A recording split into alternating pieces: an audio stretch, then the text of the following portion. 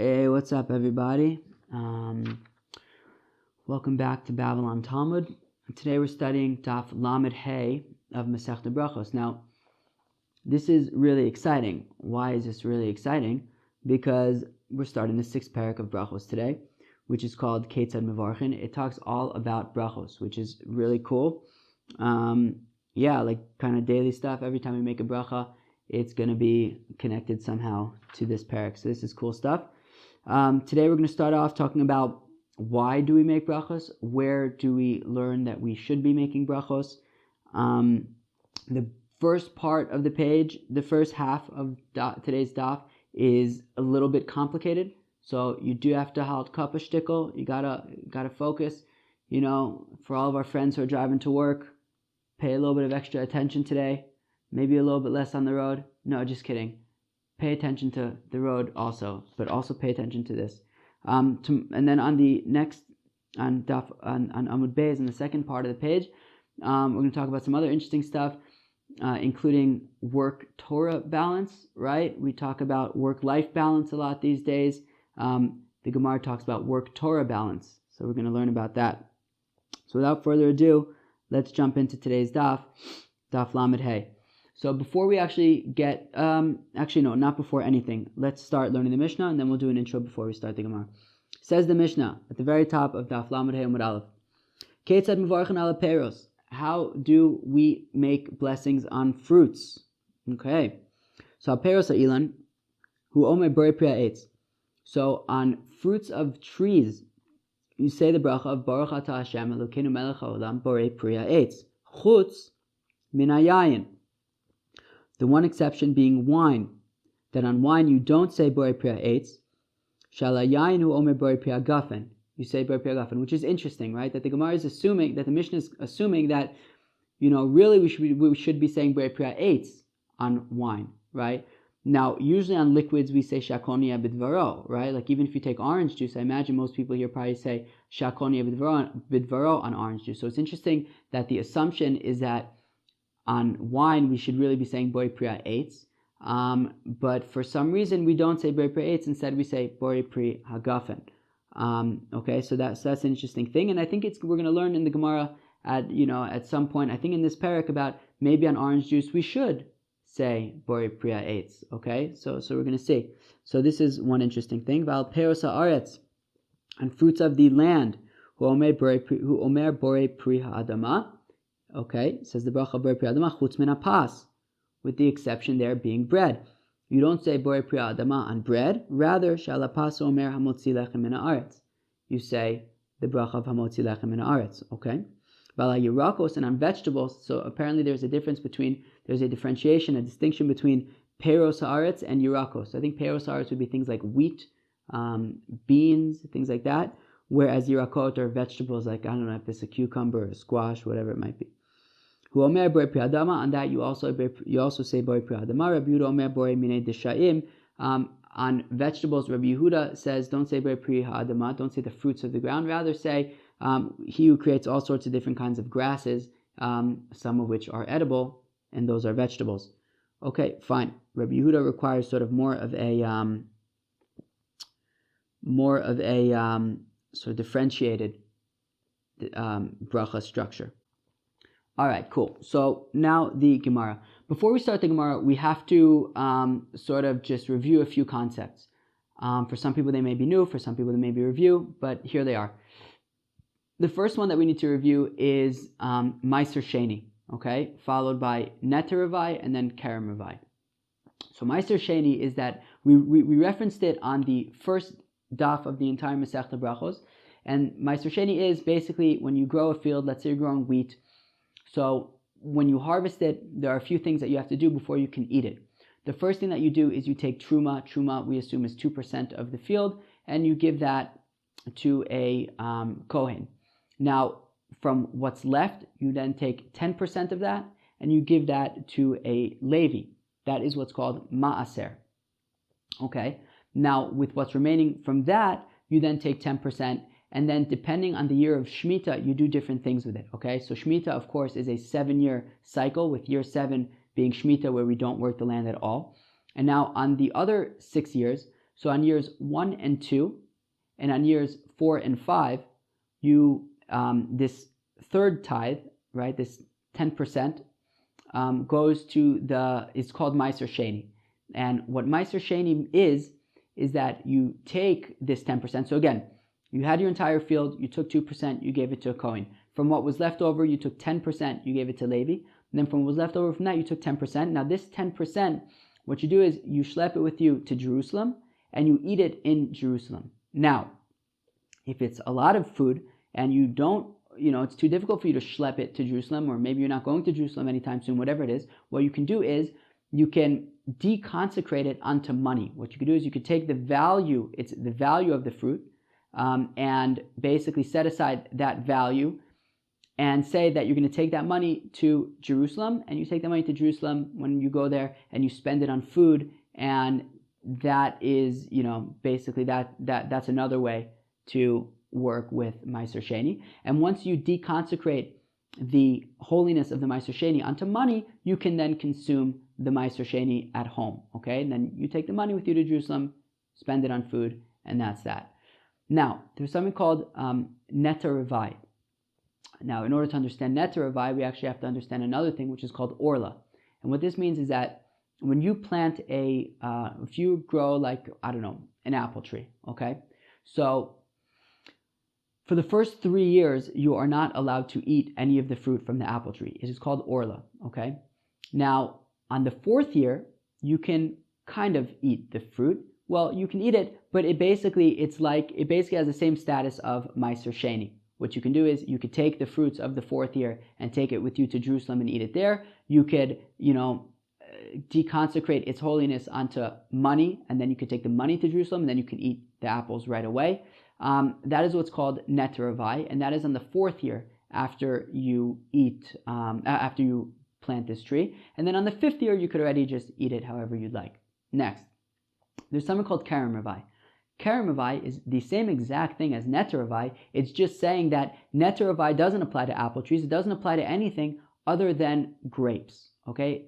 This whole 4th year taking to Jerusalem thing, like Meiser Sheni, is only by grapes. Apples, no problem. 4th year, eat it however you want. Okay, that's the intro with Meiser Sheni, Kerem Revai, and Neter Revai. Okay, here we go. So, says the Gemara, how do we know that you have to make brachas? How do we know that we make brachas?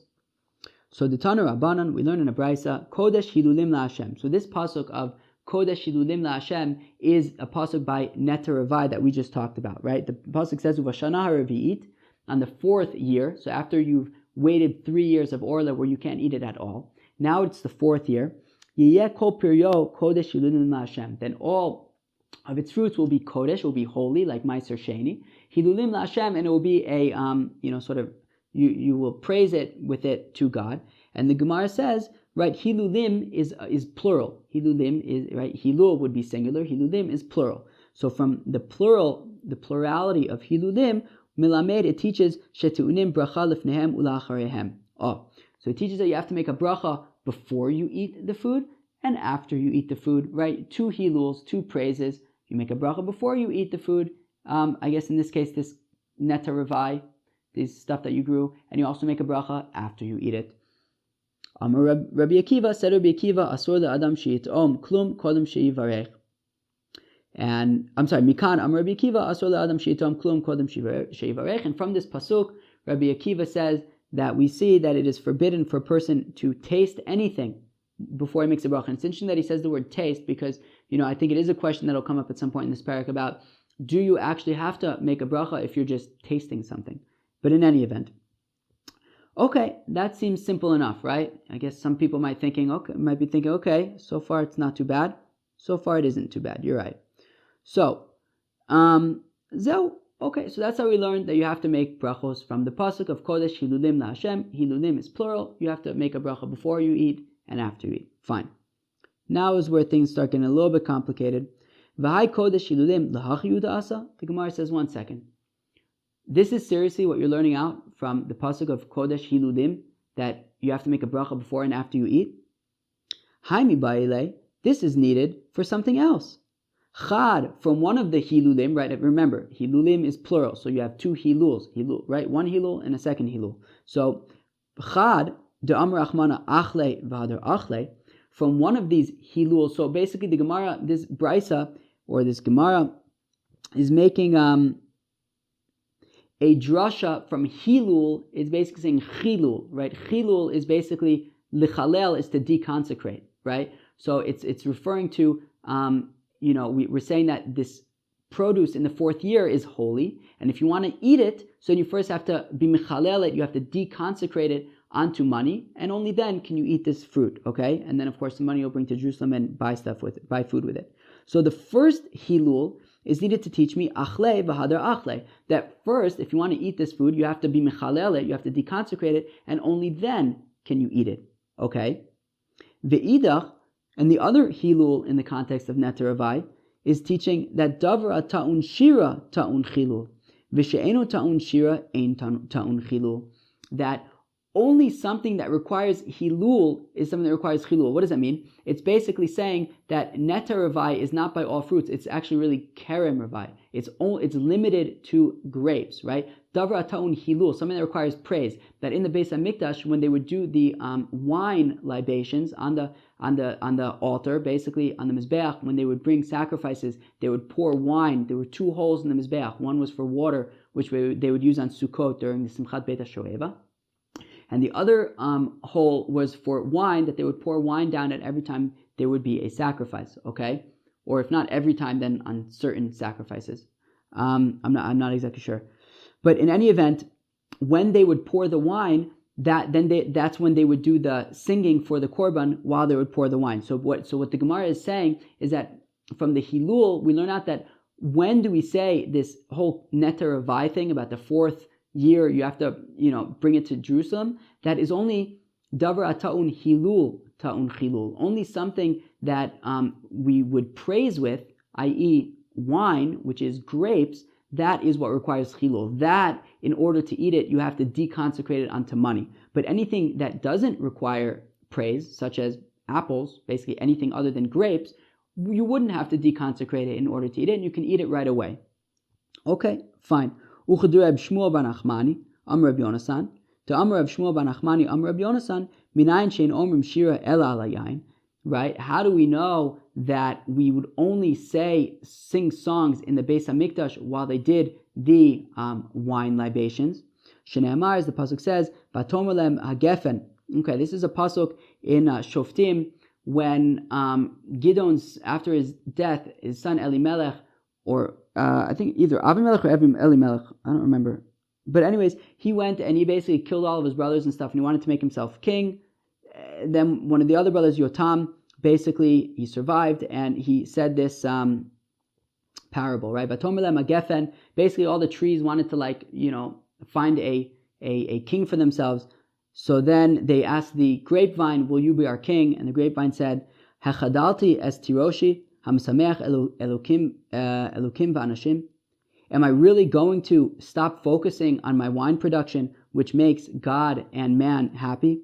So anashim misameach, elokim b'mem misameach. So I understand how wine makes human beings happy, but how does wine make God happy? So mikan shein omrim shira ela ala yain. So we see that how wine makes God happy. It's that when they would pour the libations the wine libations onto the mizbeach, they would then sing to God, and that would make God really happy. Okay, very good, very good. New. So that is the question. How do we know that you have to make brachos? So first we wanted to say, because the pasuk says Kodesh Hilulim La Hashem, that there are two hiluls, two praises, we'll say it's a bracha rishona and bracha acharona. The Gemara says that's a very naive approach, because we actually need hilulim for other things, right? Which is to teach us that by Neter Avai, right, one hilul teaches us that you actually have to be mechalel the kedusha of the Neter Avai before you can eat it, and the other one is teaching us that only something that requires hilul requires chilul, right? I.e., it's actually kerem Avai, it's only for grapes, it's not for anything else. In which case, if we've used both hiluls to teach me things about halachos about Neter Avai, or in this case kerem Avai, I don't have any hiluls left to be learning about my bracha rishona and bracha acharona. So that is the Gemara's kasha. So now we're back basically to square one. How do we know that we make brachas? So hanicha lemandetani neteravai. So we say, well, actually, if you say neteravai, right, which means that it's not that this fourth year thing isn't only by grapes, it's by anything that you plant. So apples as well, and olives, and whatever you might plant.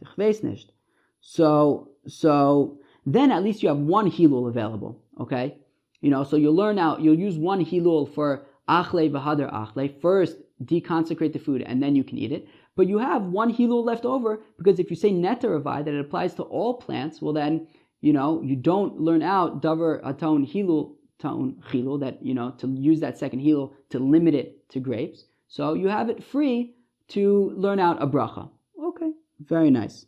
You might be thinking, okay, but still it only teaches me one bracha, right? Because we learn out bracha rishona and bracha acharona from the fact that we had two hiluls available, right? And if we're saying that, if you hold neteravai, then you still need the first hilul for achle v'hadar achle, so you only have one available, so then, we only learn one bracha beseder. The Gemara is going to ask that. Beseder, elamandatani kerem revai, ma'ika lemeimar. Right? But if you say kerem revai, and we learn out kerem revai from that second hilul of saying davar aton hilul, taon hilul, well then you don't have any hiluls left over to learn out any brachas. The idmar, as we learn by Amoraim, which is interesting, by the way, that we say that this is, right, idmar always means Amoraim, and we're saying, who are we saying over here? Rabbi Chia, Reb Shimon Berebi. Right, who are these Amoraim? Rabbi Chia and Reb Shimon Berebi. Rabbi Chia was basically alive in the time of Rebbe, and Reb Shimon Berebi is Rebbe's son. So they're like mamish at the cusp of the Tanaim and on the Amoraim. I think that we often refer to Rabbi Chia as a Tana, but in any event, interesting that we're referring to them as an Amora here. They're mamish on the cusp, right? Rabbi Chia was Rav's uncle, Rabbi Barbachana's great uncle. Anyways, so Chad Tani Karimavai, V'Chad Tani Neteravai. So one of them learns that in the fourth year, this thing is only by grapes. It's Karimavai, and the other one holds that it's by all plants, and that would be Neteravai. Okay, fine, very good. So again, if you say Neteravai, so then you have one hilul available for learning brachos. If you say Karimavai, then you don't have any hiluls available to learn brachos. Now, the Gemara says, Ulemandatani Karimavai. Now, the Gemara says, the truth is, even according to the Manda Amar, who learns out Karimavai, you don't have to learn out that it's only by grapes from that second hilul. You can theoretically actually learn it out a different way and then have a hilul available, okay? Hanicha iyalev gezer shava, right? So if you learn out that this fourth year thing is only by grapes from a gezer shava, right? Titania, as we learn in a brisa, Rebbe Omer, says Rebbe, Nemar kan lehosif lachem tvaso. It says over here in the context of neteravai that, and then in the fifth year you can then eat it however you'd like, lehosif lachem tvaso, right? And by doing this sort of thing for God, by waiting 3 years, and then in the fourth year having this, bring it to the Beis HaMikdash, or to Jerusalem, so then this will serve to sort of increase your yield, your yearly yields, because it'll bring like a blessing to your crops. V'nemar lahalan, it says by what's it called? Grafting, kilayim, utvuas hakerem, right? It says so over here by revai it says tvua, and by grafting kilayim it says tvua as well. And over there it says tvuas hakerem, the produce of the vineyard. So malahalan kerem, just like over there, it's specifically the vineyard, Afkan Kerem. So here also by Revai, it's only referring to the to grapes. So that's how they learn out that Revai is only by grapes. So Aiser le Chad Hilul Livracha. So if you learn out Kerem Revai that way through a Gezer Shava, so then you still have one of the Hiluls available, and you can learn out a bracha from that one. Okay. V'ilo yalef Gezer Shava bracha minale. And if you don't, however, learn out Kerem Revai from the Gzera Shava, rather you learn out Kerem Revai from the second Hilul, well then, how do you learn out that we have to make brachas? Okay? V'inami yalef Gzera Shava, and then even if you do learn out the Gezerah Shava, right? And you learn out Kerem Revai that way, so you do have one Hilul available, but still, Ashkechan La'acharav. So all I know is one Hilul. One Hilul equals one bracha. So fine, we can assume that bracha is bracha acharona, because afterwards we have a precedent for benching Birkat Hamazon, which is in a pasuk that's v'achata v'savato v'erachta, and that's afterwards. So therefore, okay, fine. So I learned out by other things as well, such as by grapes, you have to make a bracha afterwards. Okay, the fun of minayin. How do I know? Bracha rishona, that I make a bracha before I eat grapes at least. Halo kasha. This is no problem to us b'kavachomer, because we bring it out from a kavachomer. Kishu savea mevarich, kishu raiv lo kol sheken. If when he's satisfied, he blesses God, right? If when he's satisfied, he blesses God. When he's hungry and he mamish needs to eat, and God, and then he is able, he has food to eat. Certainly, then he should be making a blessing. Okay, fine, very good. So we learned out that at least by grapes, assuming that you learn out that it's Kerem Revai from the Gezerah Shava, so you have that one Hilul available, from which you can learn out Bracha Acharona and then learn out Bracha Rishona from a Kal V'chomer. So great, so Ashkechan Kerem, so we learn out that by grapes you have to make a Bracha Rishona and a Bracha Acharona. Of course, we know that by bread also you make a Bracha Rishona and a Bracha Acharona, because of V'achalta v'savato v'erachta. Okay, Beseder. Shai minin minayin. But what about epis a tomato? How do I know that on a tomato I will say a Bracha Rishona and a Bracha Acharona? It's not a grape, it's not bread. So the Aleph Mikarem, so the Gemara says no problem. We'll just learn it out from a vineyard. Makarem davar shenen v'taun bracha, av kol davar shenen v'taun bracha. I'll say that, well, grapes are something that you get pleasure from by eating them, and you have to make a bracha on them. So also a tomato, you get hana from eating it. So you make a bracha on that as well. But it's not so simple to just say that. Malakerem shekin chayiv ba'olalos. You can't just learn out that, since by grapes you make a bracha, I make a bracha on everything else. Grapes are unique. Why are grapes unique? Because there's a special halacha when you're harvesting grapes that if you go to harvest a cluster of grapes and you see that it's actually not very well developed, there's only a few grapes on it, it doesn't, it's basically not full bodied, it's not fully developed, so then you would not harvest it. You would leave it and poor people could take it. So and that's not a halacha by tomatoes, let's say, right? So because grapes are unique and they have that special halacha, you can't just apply other halachos by grapes, such as making a bracha on them, to everything else, such as a tomato. So the Gemara says, okay, fine, but kama tochiach. So then it's learned out from bread, from grain, right? It says v'chata v'savato v'erachta, right? And that is right after the pasuk in Devarim that says Eretz asher lo b'miskenus tocha ba lechem, right? So it talks about bread, and then it talks about v'chata v'savato v'erachta. So we say that just like by bread you make a bracha, so I'll say, right, that by tomatoes and everything else you would make a bracha. So the Gemara says, yeah, but you also can't learn out from bread, because ma'alekama shken chayev is bechala. Because bread, when you make bread, you have to separate challah. You have to separate a tithe of basically when you make the dough, you then take part of the dough and you give that to a kohen. You don't have to give part of. I guess technically tomatoes you probably give. It's actually a machlokas if you actually have to. Truma and meiser is midorais on tomatoes, but in any event, whatever you're doing with tomatoes, it's not challah. It might be truma and meiser, but it's not challah, right? So because bread has its own unique halakas of challah, so you also can't apply the halacha of making brachas on bread to other things as well. So we're basically stuck. So we can't. So basically, we know that by bread you make a bracha rishona and bracha acharona. We know that by grapes you make a bracha rishona and a bracha acharona. But we're having a hard time applying it to generally. So the Gemara goes back to say, okay, so if we can't learn it out from bread, so then let's go back to trying to learn out that we make brachas on everything from the fact that we make brachas on grapes. V'chozer adin. But then, of course, we're going to ask the same question that we asked about grapes, which is that they have their own halacha of olalos, and you can't just apply the halachas of grapes to other things. So then the Gemara says, this is like one of those Gemara kind of constructs. It's called a tzad hashave, right? He says, lo re'izeh kirizeh v'lo re'izeh kirizeh. He says, look, grapes have its issues, bread has its issues, right? Grapes have the halacha of olalos, bread has the halacha of challah, but atzad hashave sheben, but what's the common denominator between bread and grapes?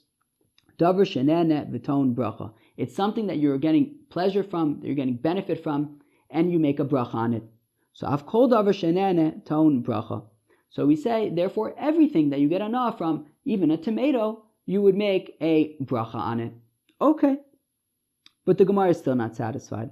Mala tzad hashava sheben sheken yeshbo tzad mizbeach.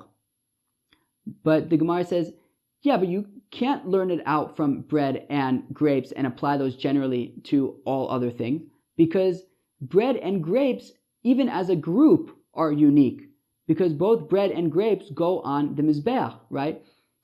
Grapes in the wine libations, and bread in that flour offerings go on the mizbeach. So therefore, you can't just say that since by bread and grapes you get hana and you make a bracha, therefore everything you get hana and you make a bracha. Because tomatoes, for example, don't go on the mizbeach. So then the Gemara gets sidetracked, and just why not? Why not make things a little bit? Why not just add a few things to add to our brains right now? So vasinami zayis. So then the Gemara says, well, then why don't we also, then say that by olives you should have to make a bracha? These be tzad mizbeach, okay? Because olives go on the mizbeach as well, right? I think you put the oil in the flour offerings. So then I'll say that you should also have to make a bracha on olives. So v'zayis mitzad mizbeach asi. 1 second. The reason why you would make a bracha on olives is because it goes on the mizbeach. I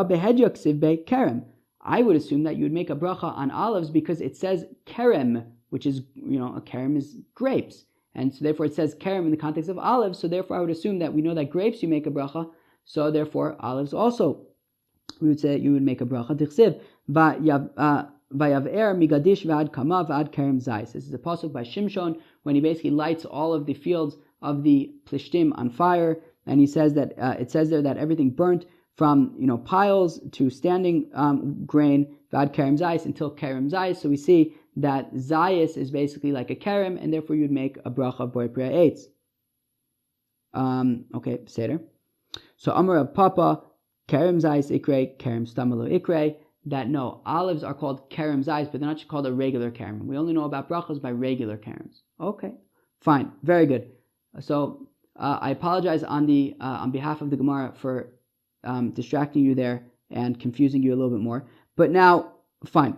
The Gemara then says mikom makom kasha. Okay, forget about that whole olive distraction right now. At the end of the day, we still have a kasha. Malet tzad ashava sheben sheken yesh ben tzad mizbeach. Right? New. How do we know that I make a bracha on a tomato? Okay, I might know that on a grape we make a bracha, right? I might know that on bread we make a bracha. How do I know that on tomatoes we make a bracha? You can't just say because of bread and grapes, because bread and grapes are unique in that they both go on the mizbeach. Tomatoes don't go on the mizbeach. How do I know that I make a bracha on a tomato? Ela diyalefla mishivas haminin. Oh, we learn it out from the 7 species of Eretz Yisrael. That is chita and seorah, right?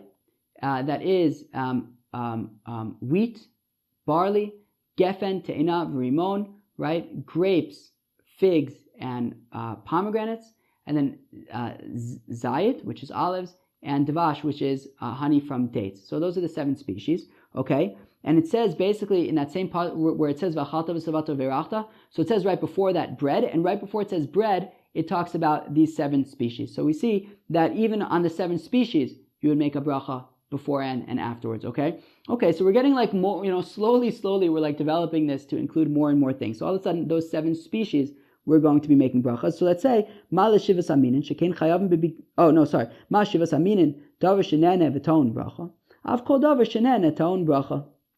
So we'll say that just like the 7 species are something that you get benefit from and you make a bracha on them, so also everything like a tomato is something that you get benefit from and you make a bracha on. Okay, very good. But the Gemara says, no, I can't learn it out from the 7 species Because Ma'al Shivas Haminin Shekin Chayavim B'Bikurin. The 7 species have a unique halacha. That halacha is that the first fruits of those 7 species you bring to Jerusalem and you give them to the Kohen. That is what Bikurim is, the first fruits. Okay? So Zeo. What about tomatoes, for example, or cucumbers or cabbage or whatever it might be, where you're not going to bring their first fruits to Jerusalem? How do I know? I can't just because I make a bracha on the 7 species which have this unique halacha of first fruits, I therefore can't extend it to other things that aren't, don't share that unique halacha. And therefore, how do I know that I would make a bracha on these other items? Ve'od, and more so, hatenach la'acharav, the fun of minayin. So all I know is that I would make a bracha afterwards on the Shivat Aminim, right? How do I know that I make a bracha beforehand? So this, of course, is no question because we already answered this earlier, right? Halo kasha, this is no problem. The asi b'kav v'chomer, because they're enough from the kav v'chomer that we mentioned earlier. Kishu saveh mevarich, kishu raiv lo kol sheken, right? That if when he's satisfied he makes a bracha, then when he's hungry and he gets food to eat, certainly then he should be making a bracha. Okay, ulamad tani neter ravai. So up until now we've been talking about kerem ravai. That we've been talking about grapes, right? That if you learn out grapes from the Gezerah Shava, so now you have 1 hilul available, right? And we could say that teaches that you would make a bracha. So now we know about grapes. And now let's say you learn it out from neter ravai. So then it basically does include tomatoes potentially, right? It basically includes anything that you grow. Although tomatoes, I guess, is different because it's like not a tree, right? You would plant those every single year, so that wouldn't even be neter avai, like the whole 3-year thing. But in any event, I guess that's just, it's kind of another example of something that we need to learn out from, right? But okay, even if you say neter avai and say that this 4-year thing applies to all things that grow on trees, okay, not just grapes. Well, hatenach kol dibar netia, dilab bar netia, kigon basar beitzim v'dagim minale. So then, even if you say neter avai, and we have that, so then we learn out from the first hilulim that achle v'hadar achle, right? That first you have to deconsecrate it before you can eat it, and you have that 1 hilul available to learn out brachos. And that applies to apples and oranges and anything that would have orla. But still, how do I know that you would make a bracha on meat, fish, eggs? These things don't grow from the ground. How do you know that I make a bracha on those? So ella svarahu. Woo! All right, friends. You could zone out now a little bit. You could take it easy a little bit now. The Gemara says, all of this stuff that we've been doing till now, all these complicated things and all this stuff that you've been holding in your head about, kal v'chomers and all sorts of stuff, you could let that go. Asur lo le'adam she'yehana min olam hazeh b'lo bracha. You know why we make brachas? It's not because of kodesh shilulim la'Hashem. It's not because of all sorts of other stuff. It's because it's just logical that it's forbidden for a person to get benefit from this world without making a bracha. And Rashi says, at the bottom of the Rashi of Ela Svaru, he says, the kevan denenet tzarich lohodus l'misha bara'am. If he's getting, I don't know, if I'm eating an apple, so God created the apple, so I can only, it makes sense that I should say thank you for creating this apple, right? If I'm benefiting from his apple that he created, I should at least say thank you, which is interesting that means that from this perspective, a bracha is basically a way of saying thank you to God. I guess that would be the purpose that a bracha is serving, according to Rashi. Whew, that was a whole thing. I hope y'all are doing okay. Great. Okay, awesome. Tana Rabbanan, the rabbis taught, it's forbidden for a person to get benefit from this world without making a blessing. And anybody who gets benefit from this world without making a bracha, ma'al, right? We mentioned me'ila recently, I believe, that me'ila is basically when you get benefit, there's some kind of benefit from something that's kodesh, from something that's holy, right? And therefore, if these things in the world belong to God, so then if you get benefit without making a bracha on it, you're basically getting benefit from something that belongs to God, and that would be me'ila, okay? Matakante. So what do you do if you violated me'ila by getting benefit without making a bracha? So yelech etzel chacham. So what you do is, if you got benefit without making a bracha, then just go to a Talmud Chacham. Yelech etzel chacham. My avid lay, ha'avid lay yisura, right? what's a Talmud Chacham going to do in this case? The guy did something wrong. What is going to a Talmud Chacham have to do with anything? Ella Amar Rava Yelech Etzel Chacham Eikar V'Lamdenu Berachos Kadesh Lo Yavu Lidei Meila. Oh, so Rava says no. What it means is that he should go to a Chacham, he should go to Talmud Chacham originally, so that he could learn how to do the brachas, so that he shouldn't get to a point where he does violate Meila by not making a bracha. Okay. Now I assume that Meila is taken with a grain of salt over here. I assume. I don't know. Does he have to bring a korban Meila? I don't know. It's probably just saying that it's ki'ilu, like you're stealing. Amar of Yehuda Amar Shmuel. Okay, so similarly, Rabbi Yehuda says in the name of Shmuel that anybody gets hana'ah from this world without making a blessing, it's as if he gets benefit from kodesh shamayim, from the kodesh of God. That the land and everything in it belongs to God. Rabbi Levi asked the following question. It says on the one hand that everything in the land belongs to God. Yet we have another pasuk. Both of these pasukim are in Tehillim, and the second pasuk says that while the heavens belong to God, the land belongs to people. Okay, so lokasha kan kodem bracha, kan lachar bracha. Oh, so the answer is that it just depends. Before you make a bracha, then it's Lashem Ha'aretz Mlu'ah Teva V'Yoshveva. Everything belongs to God. But after you make a bracha, now it becomes yours, and you can eat it. And V'Aretz Nasan Livnei Adam, it's given to the people, and you can then get hana'ah. Amar Reb Chanina bar Papa, Zakta Reb Chanina bar Papa, Kol Ha'ne'enim min Olam Hazeh b'lo bracha. Anybody who gets benefit from this world without making a blessing, Kilu Gozel HaKadosh Baruch Hu Uchnas Yisrael. It's as if he's stealing from God and from the Jewish people. Now Rashi says something super cool. The first Rashi on the page, Gozel HaKadosh Baruch Hu es Berachaso. It doesn't say that he's stealing sort of an apple from God. It's not like, this is God's apple, and if you kind of, eat it without making a bracha, you're stealing the apple. No, it doesn't say that. You're stealing the bracha. Is that, God wants to hear the bracha, and by not making the bracha, you're stealing God the ability to get that bracha, which is interesting. Fine. Uchnesses Yisrael, and Rashi says because by not doing the right thing, it's keilu. Then the Rashi says shek shachoten aperos loken, that when we sin, so then all the fruits and stuff get diseased and things like that. So by not making a bracha, so then we could actually get in trouble over here. Fine. Shenemar, as the pasuk says, Gozel aviv v'imo, somebody who steals from his father and his mother, v'omer and pasha, and he says, look, I'm not doing anything wrong, because ultimately they're going to die and I'm going to inherit it anyways, right? Chaveru le'ish mashchis, he's the friend of a destructive person, okay?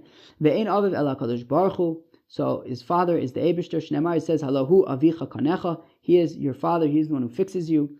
Ve'ein imo ela knesses Yisrael, and his mother is a reference to Am Yisrael, to Knesset Yisrael. Shenemar, as the pasuk says, Shma b'ni musar avicha, listen, my son, to the rebuke of your father, or to the teachings of your father, or the ways of your father. And do not abandon the teachings of your mother. And I think the drasha there is imecha is like umecha, is like your nation. Okay. My chaveru liish mashris. What does it mean that he's a friend of a destructive person? Amar b'chanina bar papa chaveru li Yaravim ben Navat. He is the friend of Yaravim ben Navat, sheishchis es Yisrael avim shabashamayim, who destroyed the Bnei Israel to their father in heaven. Okay? Rabbi Chanina bar Papa Rami. Rabbi Chanina bar Papa asked the following question. It says on the one hand, it says in Hosea, right? This is not a very positive pasuk. God says, I'm going to take my grain at its time, i.e. they're going to be ripe and ready for the picking, and then God's going to destroy them. Then the other pasuk says that you will gather your grain. So in the first pasuk it says that God says he's going to gather his own grain, i.e. the grain belongs to him, not to us. Then the second pasuk from the second paragraph of Shema says, you will gather your own grain. So who does the grain belong to? So lokasha, kam bizman sheYisrael osu nitzono shel makom, kam bizman she'ein Yisrael osu nitzono shel makom. It depends. If we're doing the will of God, so then the grain belongs to us, and we can harvest it, we can eat it. When we are not doing the will of God, so then the grain belongs to God, and he can do with it as he wills, as he wishes. You will gather your grain. How come it has to say that you're going to gather your grain? What else are you going to do with your grain? So the fisha nemar lo yamush sefer Torah zeh mipicha. Well, because we have a pasuk in Sefer Yoshua that says that the Torah should never leave your mouth. Right? You should always be studying Torah. Is it possible that it literally means you should only ever be learning Torah? You should never be gathering your grain. You should never be doing work. That's why it says no. You should be gathering your grain. Right? That you should, no, together with studying Torah, right? Torah is the most important thing, but with studying Torah, you should also be working. That is Rabbi Yishmael's opinion. Rabbi Shimon ben Yochai Omer, says Rabbi Shimon ben Yochai, Efshar Adam Chorish b'shas Charisha, v'zoreh b'shas Zriya, v'kotzer b'shas Ktsira, v'dash b'shas Disha, v'zoreh b'shas Aruach, Torah matei alel. Right? Rabbi Shmuel, so Rabbi Shimon ben Yochai responds to Rabbi Shmuel, says, Ma pitom? Seriously? How could it be that a person is going to plow his field when he needs to plow the field? And then, it doesn't end there, he then needs to plant the seeds when it comes time to plant the seeds. And then he's got to harvest it when the harvest comes. He's got to thresh it when it's time to thresh it. And then with the threshed wheat, he's got to winnow it in the wind. Torah matei alel. When is anybody supposed to learn Torah around here? Ella, says Rabbi Shimon ben Yochai, Bisman Yisrael osin ritzono shel makom. If the Yidden are doing, the will of God, melachta naisis hayidei acherim.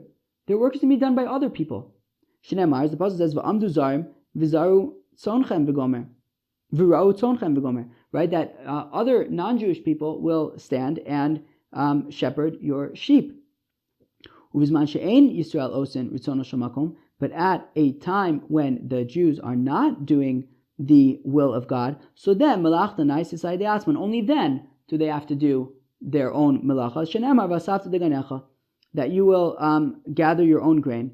V'lo, not only that, elish melechas acherim naisis hayadan. Not only, when we're not doing the will of God, not only will we have to gather our own grain, but we'll actually even have to gather our enemy's grain. Shenemar v'avata saivecha v'gomer. This is part of the rebuke in, I believe this is in Kitavo. It says that you will have to work for your enemies. Okay, so Rabbi Shimon ben Yochai responds to Rabbi Shmuel and he says, I don't know what you're talking about that you have to work. If we're doing the right thing and we're learning and we're davening, we're doing what God wants. How do you define what God wants? I don't know. But in any event, Rabbi Shimon ben Yochai seems to be defining it as, devoting your entire life to learning and davening. So then other people will do the work and there's not going to be any work to be done, right? Working is just an indication that you're slacking, that you're not doing the right thing. So Rabbi Shimon ben Yochai's opinion is that you should actually, commit all of your time to learning and that's what you should be doing. Amar Abaye said, Harbe asu Rabbi Yishmael v'also biyadan, Rabbi Shimon ben Yochai v'lo also biyadan. Abaye says many people did like Rabbi Yishmael's suggestion, i.e. to work together with learning, to do both, and it worked out for them. In the long run, it worked out. They were able to have both. Many people did like Rabbi Shimon ben Yochai, that they devoted all of their time and all of their efforts to learning, and it didn't work out for them because they didn't have any money, they didn't have any food. In the end, as Rashi points out, what ends up happening is you end up learning less because you're worried all the time about, where your food's coming from. You have to beg, you have to do, you end up spending your whole life worrying about your next meal, and in the end, you can't learn in any event. So the implication being that the best way to go would be to learn and to work, and that way, over time, you will be able to have everything. Amarluhu Rava l'Rabbanan. Rava would say to the students at the academy, "Matusa minaychu, please, biyome Nisan ubiyome Tishrei lo tischazau kamai. I don't want to see you during the month of Nisan. I don't want to see you during the month of Tishrei. I want you out in the fields, harvesting in Nisan and what do you say, like making, trampling on the wine vats and the olive vats during Tishrei. So that you shouldn't have to be fussed about how you're going to eat the entire year, right? Do both. Come to the academy during the rest of the year, but when the intense work periods are there, I want you to work so that then the rest of the year you could learn without having to worry about how you're going to eat. Okay, fine. Very good. Amar Rabbi Bar Bachana, Amar Rabbi Yochanan, Mishum Rabbi Yehuda bar Rabbi Eli. Come and see that the earlier generations, now remember, Rabbi Yehuda bar Rabbi Eli was a Tana, so he's talking about the even earlier generations. See how those generations are, compare those to the later generations, i.e. our generations of the Tanoim. In the earlier generations, they would make their Torah kavua, the main event, and their malacha they would do kilu, they had to work, so they worked. Zov and both of them ended up working out for them. Their Torah worked out for them, their work worked out for them. But Doros Acharonim, later generations, Shasum Lachtan Keva v'Torah Sanarai, that they made their work the main event and their Torah that was made sort of secondary. Zo v'zo lo niskayim b'yadan, and neither one worked out for them. Come and see that the earlier generations are not like the later generations. That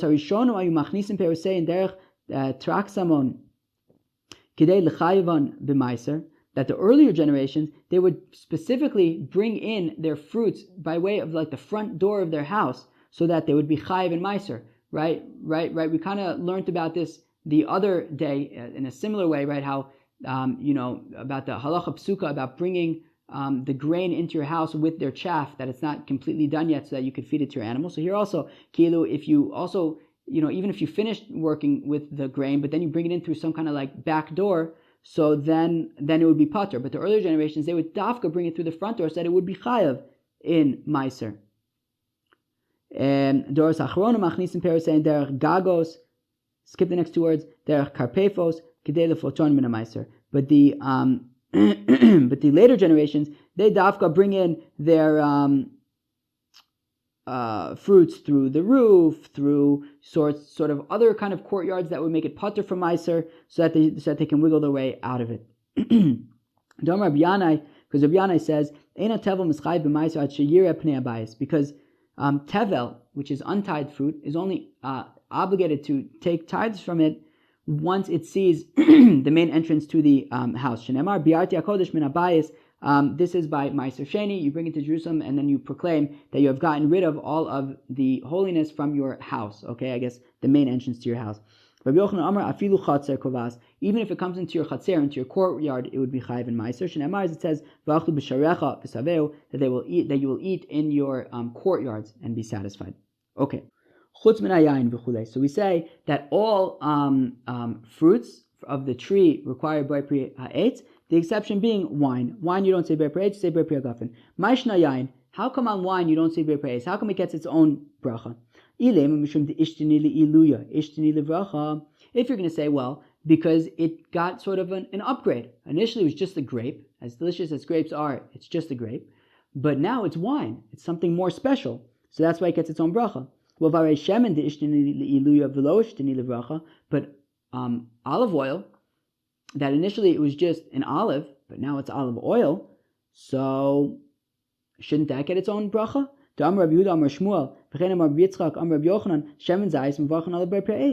Right, that we see that on shemen zayis, you only say bar pri ha'etz, it doesn't get its own bracha. So Amre, they answer, yeah, because hasam mishum dilo efshar. Because over there, I don't get it. Like, what is, we theoretically should be making a separate bracha on olive oil, just like we do on wine, but we just can't figure out what bracha to make. Right? Heichi navrich. What bracha would we make on shemen zayis? Navrich boy pri hazayis. Right? Should we make the bracha of God who created the fruit of the olive? But pera gufe zayis ikre. No, the fruit. Right? Zayis is the fruit itself. Which means that, the fruit of, so basically if on olive oil you're making, you're blessing God that He created the fruit of the olive, i.e. olive oil, right? The oil is the fruit that comes from the olive, right? That He created olive oil, but God didn't create olive oil. Humans created olive oil. God created the olive tree. God created the olive. He did not create the olive oil. Okay, but that's a problem that can be solved. Just say, God who created the olive tree, right? Meaning the fruit of the olive tree, i.e. the olive. And God did create the olive, so why can't we make that bracha? Just like, after all, on wine, when we drink wine, we bless God, bar pri ha'gafen, that He made the fruit of the geffen, and the geffen is the grapevine. So you also make, bless God who created the fruit of the olive tree. So the Gemara seems to say, yeah, you know what? That would actually work. Okay, so why don't we do it? If after all, olives got an upgrade to become olive oil, they should get a separate bracha, just like wine that got an upgrade from grapes to become wine. Ela Amar Marzutra, Chamra Zayin, Mishchalo Zayin. No, there's a difference. Wine is nourishing. Olive oil is not nourishing. So because wine is nourishing, that's why it gets its own bracha. Olive oil isn't nourishing, it doesn't get its own bracha. Umishchalo Zayin, olive oil is not nourishing. Ve'atanan, but we learn in the Mishnah. Hanoder min Amazon, somebody who makes an oath, and he says, I'm not going to have any mazon. Mutar b'mayim v'melach. Right? He says, I'm not going to have anything nourishing, so then he's allowed to have water and salt. It's got to be a rough existence, but he's permitted to drink water and to eat salt. Everything else is off limits because he said, I'm staying away from everything nourishing. And we ask, so are we saying that the only things that are not mazon would be water and salt? Everything else is considered mazon, including olive oil. Well, that sounds like it's going to be a problem for Rav and Shmuel, parenthetically, that they say, Ein mevarchin borei mine mizonos, ela behe aminim bavad. Right? And Rav and Shmuel say that you only say right, borei mine mizonot, right, on the 5 chameshes mine dagan, which are wheat, barley, spelt, oat, and rye. Okay, and that's halacha, right? Right, on crackers and stuff, right? On wheat we say borei mine mizonot. On any of the 5 minim we say borei mine mizonot. On everything else we don't. So if we're saying that if he says I'm not going to have any mazon, i.e. mizonot, then the only thing he's allowed to have is water and salt, then it sounds like basically everything other than water and salt is mazon. So why would Rav and Shmuel say that the only thing you say mizonot on is the 5 mini dagan? It should be everything other than water and salt. You should say borei mine mizonot. So Rav Huna says no. Rav Huna says no because the Mishnah is talking about bomer kol hazan alai. No, that Mishnah is talking about when the fellow, he says anything that is zan, anything that is nourishing, I'm staying away from. So then everything other than water and salt is nourishing, and therefore he's allowed to have water and salt, but nothing else. So mazon is the chameshes mine dagam, which Rav and Shmuel are talking about, those 5 types of grains. But everything else, including olive oil and whatever else, is nourishing. Only water and salt alone are not in and of themselves nourishing. So I'm a mishcha zayin. So we see that olive oil is nourishing. So if we're saying that the reason why wine gets its own bracha is because it's nourishing, well then olive oil should get its own bracha also because it's also nourishing. Elachamra sa'id umishchalo sa'id. Okay? And the difference is that wine is satisfying. Olive oil isn't satisfying. So because wine is satisfying, that's why it gets its own bracha. V'chamra misayid. Who says that wine is satisfying? Rava avashasi chamra kol ma'ale yoma de pischa kiechi dinigrare lilibe v'nei chomatza tvei. But one second, Rava davka on erev Pesach, he would drink wine all day so that he would have a big appetite for matzah that evening, right? So we see that drinking, Rava would davka drink wine to build his appetite, not to satisfy himself. So the Gemara answers tu v'garir purta sayid. It says, yeah, lots of it, like Rava and Erev Pesach, so that develops your appetite. But if you drink a little bit of wine, so then it would be satisfying. And that's why, if you drink a little bit of wine, or that's why maybe wine in general gets its own bracha, because in small quantities it's satisfying. Umisayid klal. But one second, is wine satisfying even in small quantities? The pasuk says, "V'yayin yisamach l'vav enosh, v'lechem l'vav enosh yisad v'gomer." It says that wine will make somebody happy, and bread will satisfy a person. So namahu decide chamer lo sayid. Right? Bread satisfies people. Wine doesn't satisfy people. So ella chamer is beitarte sayid u'misameach nami misayid sayid samuchi lo misameach. So the Gemara answers no. It's different. Bread. So wine has 2 qualities. Not only does it satisfy people, it also makes them happy, right? Whereas bread only satisfies people, it doesn't make them happy. Okay, fine. Biseder. So we see that wine actually satisfies people, and because it satisfies people, it gets its own bracha. Okay, and maybe you can explain that that's why bread also gets its own bracha, because it satisfies people. So ihachi navrich ale shalosh brachos. Well, if wine satisfies people, then we should probably bench on it.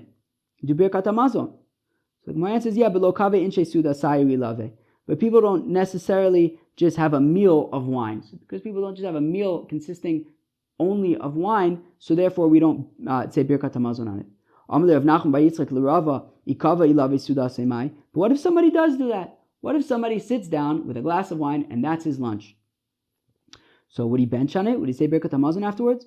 So Amalei, so Rava answered him, Lichshayavu Eliyahu v'yomar ihavya kviusa hashta mia betela daito eitzel kol adam. When Eliyahu Navi comes, he'll tell us what will happen in a case where a guy sits down with a glass of wine for lunch. But until then, we say that the activity of this one person to sit down with a glass of wine for lunch becomes null when compared to the majority of what people do, is that they have, wine with other things, not as a complete meal, and therefore we don't say Birkat Hamazon on it. But it does get its own bracha because it is in and of itself satisfying in small quantities. Okay, very good. Today was a little bit of a hard page. It was super interesting, I think. There was a lot of cool stuff between why we make brachos, between sort of that whole work Torah balance, which is interesting, why we make a separate bracha on wine. All that stuff was cool. A little bit complex, a little bit complicated. If you have any questions, please don't hesitate to ask in WhatsApp, or you can even message me directly, whatever you'd like. Cool. I hope you enjoyed, and I hope you will continue to enjoy. Peace out.